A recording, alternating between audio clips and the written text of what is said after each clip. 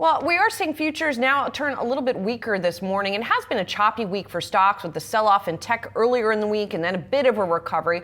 Our next guest does expect markets to resume rally mode, and he's upped his S&P 500 target through the end of the year. Let's bring in Jonathan Golub, Seaport Research Partners Managing Director and Chief Equity Strategist. John, it's great to see you. Thank you so much for being here. Thanks, Julie. So I was doing the math. I think that your year-end target of 70.50 would imply between a 3 and a 4% rally pretty much from these levels. What do you think is going to get us there? I mean, obviously we've seen consistent rallies throughout this year, but what's sort of the next catalyst to push us to that level?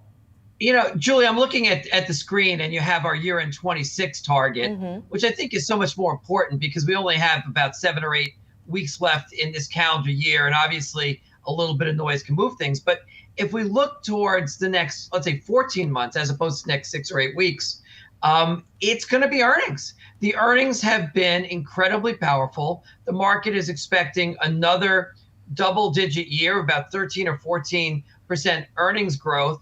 And even if those numbers come in lighter than that, you still should be able to deliver really healthy returns.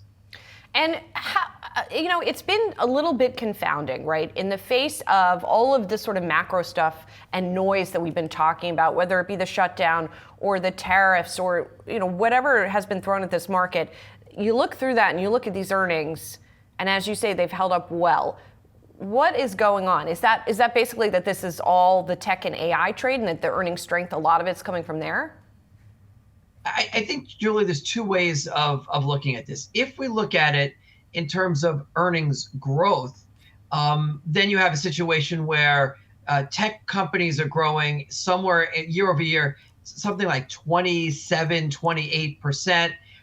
You have like a 23 or 4% growth rate in financials. A lot of that is driven by some boosts in M&A activity and deal activity, and that's really strong. And that represents about half of the S&P overall. But then if you look at the rest of the market, traditional cyclical groups like industrials and discretionary and energy and staples, they're delivering roughly 2 to 4% growth. So you have part of the market that's growing mid-20s, and the other half of the market is growing at a really weak, a low single digits.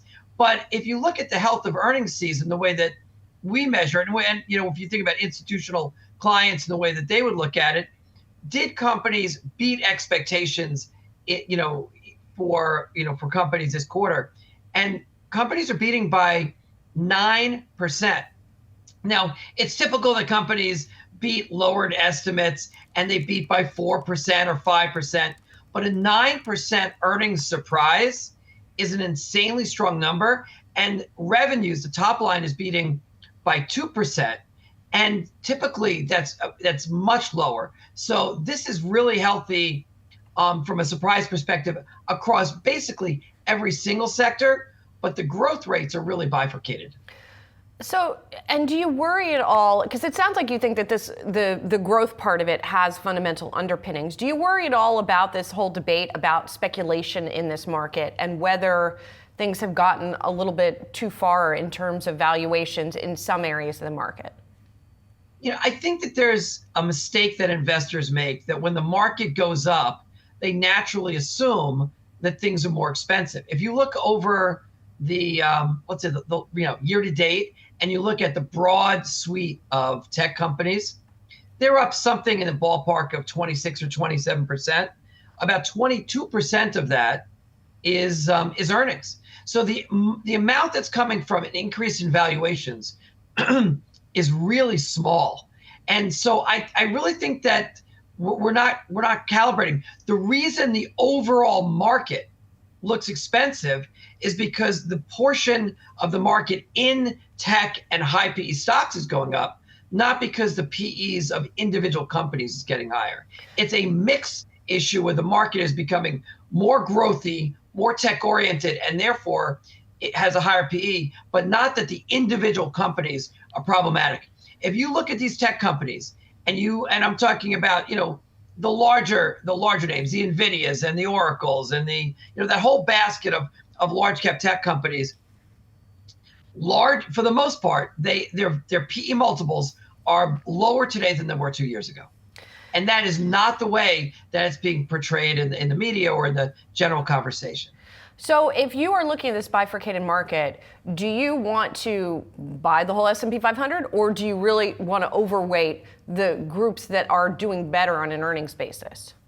I'm laughing at your question because when you're buying the market, you kind of you are buying overweight. Okay. a tech basket. But like, do you just buy the tech, for example? There's a really good argument. If you said I'm going to buy, let's say, a growth index fund or a growth mutual fund or what have you, 15 years ago compared to buying the broad S&P, you would have done dramatically better. And if you look at, if you think about the idea of American exceptionalism, it's not everywhere. It really is in the tech suite and maybe some areas in healthcare or biotech. But if you look at the non-tech portion of the S&P and then you compare it to the rest of the world, it kind of looks relatively similar. And then you have this, 40% or 50% of the market that is just delivering. It's not that the prices and the stocks are going up. The companies are doing something really special. It's showing up in their revenues. It's showing up in their earnings. And that's the story. It's not speculation. And I think it's going to continue. I don't see any reason why in the next 3 to 12 months that's going to turn. And if you look at the numbers, the way they're coming in and who's beating estimates and how the market's responding, there's just every signal is that this is going to continue. So John, really quickly then, if you don't see any reason why it's not going to continue, is there anything that could slow it down? What would be the roadblock? If you had to pick a risk, what would it be? Oh, I mean, there's always lots of things. I mean, if, we had, and we'll see what happens with the tariff discussion in the Supreme Court, but economists broadly expected these tariff issues to have a big impact on the economy. And it's had virtually no impact, not virtually none, but very, very little. And it's possible that it is having an impact. It just takes an extra several quarters for it to play through. So you could have the economy turn weaker. I don't think that if it's a little bit weaker, that's going to affect how we implement AI across our entire economy and society. But if you did see the unemployment rate start to pick up, companies would change their spending behavior. I think you covered in your last segment, the employment situation is pretty tepid. It's really strange. We have a pretty good economy if you measure it the way that we do, if we're looking at markets. And then if you look at jobs are weaker. It's possible that we could have negative job growth once the government opens up and starts reporting these numbers again. And, that could cause corporations to cut back on spending. Do I think that those are going to happen? No. Do I think it's a real risk? Absolutely. And we're tracking it.